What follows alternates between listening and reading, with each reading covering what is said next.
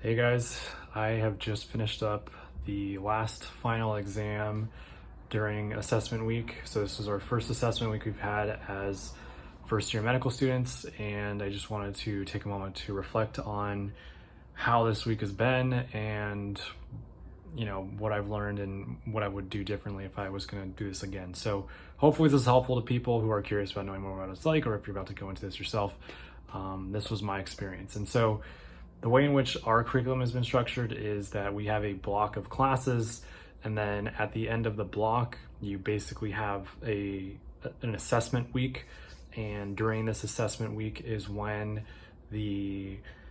all the practicals will happen and this huge didactic final exam. And so it's kind of like a grand finale crescendo on the last day. And so on Monday, we had an OMM practical exam. On Tuesday, we had a CMR practical exam, like a mock patient encounter. On Wednesday, we had an anatomy practical exam. And then today, Thursday, is this huge didactic thing. It was 5 hours. It was broken into two parts. It was, I think, 150 questions total. And yeah, they're hitting everything that they've talked about this entire block, which has been basically the last 5 weeks of material, and they go really fast and they are pretty detailed. So I think the thing that kind of makes it hard sometimes is that basically I think they tell you for every 1 hour of lecture that you have, you will have one question on the final for that hour of lecture. So when you think about it like that, and you're thinking about how much time you put into studying, it just feels like so much of your effort goes into things that they're not even going to ask you. Like, it's going to be this one little thing, a little piece of trivia, and you either got it or you didn't get it, and that's it. And this is one of the things I really don't like about med school, is there's very little rationale or reasoning involved. It's purely just you got it or you didn't get it. And yeah, so anyway, we are done. I honestly have a hard time sleeping the nights before exams because it's always rough. And even though we've had like subsequent really important exams, it's still not any less stressful. And another thing is that even though, so like the didactic final, like they assign weightings to things, which I find funny, because what they've done is everything during assessment week is a quote unquote barrier exam. And what that means is if you don't get at least 70% or higher, so if you don't get 70% or higher on your anatomy practical, if you don't get 70% or higher on the OMM or the clinical medical reasoning stuff or your didactic final, you're not going to pass that block. Like, you need to retake that thing and prove that you can get over 70% on it. So they do not allow you to score less than 70%. So it makes the whole weighting thing completely irrelevant. If your goal, like me, is to literally just pass and get through this thing, like, I don't care about my ranking. I don't really care about grades. I just want to pass. I want to learn this stuff that I need to know it well enough to be an effective healthcare professional, but I'm not going out of my way to burn out trying to get the top score in a class. Like, I don't care. I'm done with all that stuff. I was done with that stuff at Berkeley too. I honestly don't care about GPA. I care about my own ability to understand the content. I want to make sure I learn stuff from that content. And so today, a lot of questions, and the way in which our exams are proctored is interesting, to say the least. I'm not sure how much I can really say about it other than it's online proctoring, and you basically just join a Zoom call on one computer or device, and the proctor will basically be watching you the whole time. And sometimes you'll be randomly selected to just walk around your room and show that you don't have some mechanism of cheating. And then the rest of the time you're just sitting on your other device taking this test through this app called Exemplify. I'm sure there's others, but it's a pretty boring experience, and you're just doing this all from home. And the integrity of the tests, like, I honestly not sure how well I can really speak to any of that stuff. and I probably shouldn't, so I won't comment on that, but I will just say like that's what the experience is like, is that you just sit inside your little apartment and you take your test for this didactic, and that's it. I will say though that the anatomy practical was in person, so we actually had to go into anatomy lab, walk around to all the cadavers. They put a lot of effort into, you know, setting everything up just right with toothpicks and everything else. Anatomy was in person. The clinical medical reasoning, or CMR class, was also in person. That was a real life. You put on the white coat. You had scrubs on. You know, they're trying to make you feel like you're a doctor now, or you're a student doctor. I can talk about that in a separate thing, but you know, the rest of the exams were in person. The didactic exam, which is the biggest and the most weighted, which honestly doesn't even matter because they're all barrier exams anyways, was today, and that was that whole virtual thing, which was basically a joke. What I will say also about the structure of our didactic exams that we take from home is that so you're timed, and the timing is pretty good. I honestly think if you know it, or you kind of know it, like you'll have enough time to get through it. If you honestly have no idea what you're doing, like then probably you'll take way longer. But you know, if you studied, you should be able to get it done in time. Like you're not going to have to rush through anything. What I will say though, like you get a whiteboard, you can, you know, draw little figures and stuff to help you kind of reason your way through some questions. If someone's asking you like, you know, are you going to have your tibia sliding anterior or posteriorly of your fibula, if of your femur, if you know that someone has a torn ACL, like you get questions like that, you can diagram it on your little whiteboard. What happens next though is something that I find I kind of, I don't know, it's interesting. I think it's an interesting thing to talk about, because basically it's like you take this exam, you submit your exam online, virtually, whatever, through this application, and then the only thing you get back really is a number for whether or not you got 70% or higher. You know, you get your raw score saying, you know, you got 20 out of 30 right, or whatever. You don't get to see any of the answers you provided, and you don't get to see any of the questions. So they basically conceal the test bank, they conceal all that stuff. And so like if you failed this practical thing, or the didactic thing, like all you're really gonna get to know is that you suck at, or well, a better way of putting it is there's room for improvement in something like anatomy, because there are anatomy questions on the didactic, or clinical medical reasoning if you didn't understand what muscle strength scores are, or, you know, other stuff like that. But you're not going to know the specifics, you're just going to know the general area. So you'll know anatomy was very poor, you'll know CMR was really poor, you'll know that this area was really poor. And so on your retake, you'll take a test that's just that specific section again, or sections if you scored poorly on multiples. And so like in that regard, it's kind of like a big part of me stresses out after I take the test. Like I think a lot of people, like once you're done with the test, you like kind of just sit back and you're like, oh my God, I'm done. I can just relax and go on a bike ride and leave and have fun and pop a beer or whatever, you know.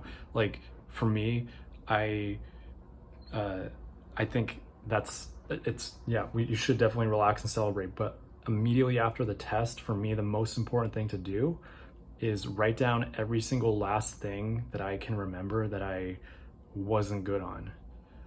So like what specific questions, what words was I seeing that I didn't know, because I'm not going to be able to see this test again, and I'm not going to be able to see any of the questions, or, you know, alternate answers, whatever. So it's like, for me, I basically just sit down, I take out a piece of pen and paper, and I just try to write down everything that I wasn't clear on, and everything that they hit really hard that I was like, wow, I really wish I knew this better.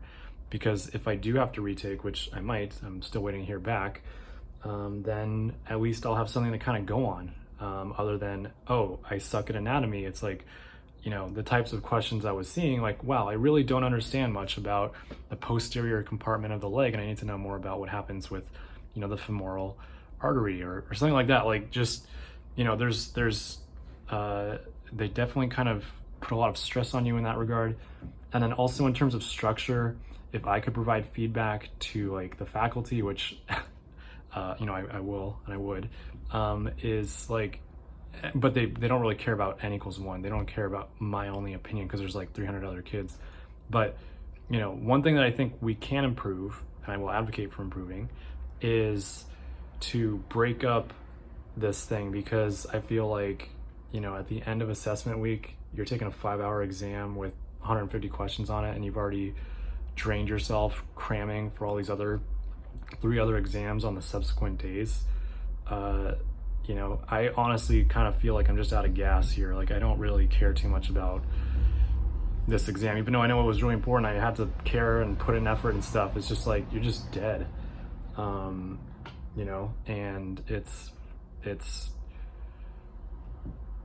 I would rather have a final exam that was not as long, and they could just have some more midterms in there, and having the midterms would just be like a nice check-in that's still worth something, to be like, hey, are you really actually following the content here? And if not, well, that's going to hurt your grade, and you really do need to get at least this amount right to move on here.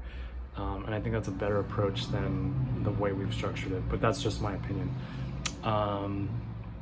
But yeah, so anyway, this is what it looks like to be done with assessment week. Ironically, people say like, oh, that's kind of a break, right? It's not, because tomorrow we have to, there's some more projects we have to work on that are related to the schoolwork, and then also the following week they're going to be giving us content that we will be tested on for a different curriculum we are all also required to be enrolled in, and there's going to be a midterm on that stuff on Monday. So this weekend I'm going to be studying for that. So you really don't get time off the way you get time off as an undergrad. Like, you don't get a day or two off to just be like, I just want to like go travel. I just want to drive up the coast. I want to go to wine country, whatever. Like, nope. It's all just more studying and cramming for the next exam. And so, yeah, it's tough. And I personally really don't like it. I don't understand why it needs to be this intense and this fast paced. And it's definitely off-putting, not gonna lie. But hopefully going through hell like this is gonna somehow make you a better physician, maybe. I honestly don't know how. I for some reason, I try to draw like analogies in my head. Like, I kind of think, and I'm sure people will correct me on this, but like, medical school is kind of like this boot camp thing where you've got these drill sergeants or drill instructors who are like screaming at you to go faster and faster and harder and whatever, and like, you're never going fast enough, it's never good enough, like you just, it's not enough, you got to keep going, come on, let's go, what are you doing? And it's like, that kind of is what it feels like academically in medical school, is like, that's the way these classes are structured, is like, it's, you better keep up, because they're not going to wait for you, and everyone's going to keep on going, and if you don't get at least 70% on this thing, you're going to get stuck behind, and you might have to repeat the whole year. And so it's definitely kind of, in that regard, a ridiculously fast pace, and I try to figure out like, why set it up like this, and is it because you want to create people who are going to be good at handling a bunch of stress and living with a bunch of stress? That's honestly the only pro I can think of for why you would do this to people. And yeah, so I think it's like, I was saying this the other day in one of the sessions I had with some of my peers. I was saying, I feel like the way medical school really has, the form that they're trying to shape you into is kind of like this thing or this person that's going to be able to live with insane amounts of stress and just keep living and keep doing your thing. And it's similar to the way grief kind of works, in that, like, for me, I lost my dad. It's like, you just learn how to live with a bunch of grief. Like, there's no going back. Like, I'm not going to get to go back to the world where, I didn't have to grieve and, worry and tear up all the time about not having a dad. And so like that's kind of what med school is, but instead of grief, replace that with stress. Like they really just kind of dump a bunch of stress on you. They see if you can take it, and if you can take it, they're gonna put more on you, and that's it. And you pay them $60,000 a year, and you say, "Thank you very much. May I have another?" And yeah, so you know, I it's definitely interesting, and I'm very interested to hear it from people who tell me, who've already finished medical school, like I would do that all over again, because my answer to that question is, I think you know what it is. But yeah, I don't want to rant and defame myself too much at this point, but I will say that school's really tough, and it's not something that necessarily gets better or easier. It's just something you kind of learn how to live with. And I don't know how else to put it. Final thing I'll say here is that I feel like a lot of